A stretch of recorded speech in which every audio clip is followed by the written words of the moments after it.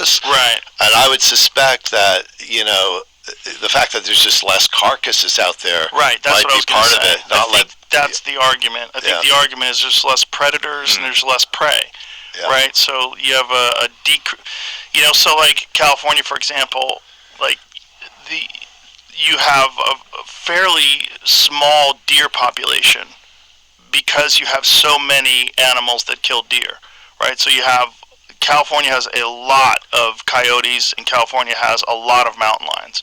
And there's a lot of people where I used to live in the hills that did not like coyotes. I'm like, do you like rats? Okay, well, if you don't like rats, you should like coyotes. Yeah, don't leave your dog outside, because your dog's going to get, and my daughter's puppy got killed by a coyote, and I've had chickens killed by coyotes. But ranchers hate coyotes more than anything. And they kill fawns. They kill baby cows. They kill baby everything. That's just what they do, and that's their job. But there's an ecosystem, and that's a part of the ecosystem. And what's really unnatural is ranching. Okay.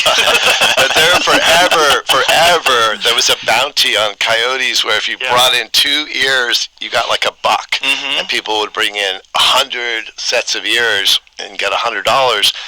I mean, they were vilified. When I grew up in California, the ranchers next to us, which were sheep ranchers, because sheep are dumb and coyotes can get sheep easier than, calves. Mm-hmm. They would trap the coyote with those horrible traps.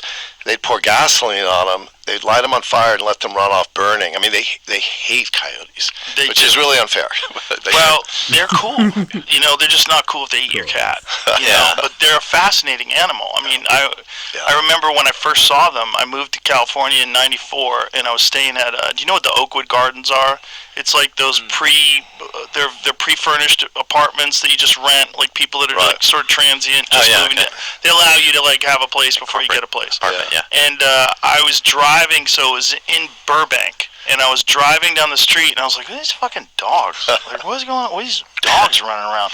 And then I drove up. I had never seen a coyote before. Oh wow! I was like, "That's a coyote? Yeah. Oh my God! There's coyotes on the streets." Yeah. And that was pretty rare then, but 30 years later, it became insanely common. I would rarely go. I lived in a fairly rural area where I lived in California.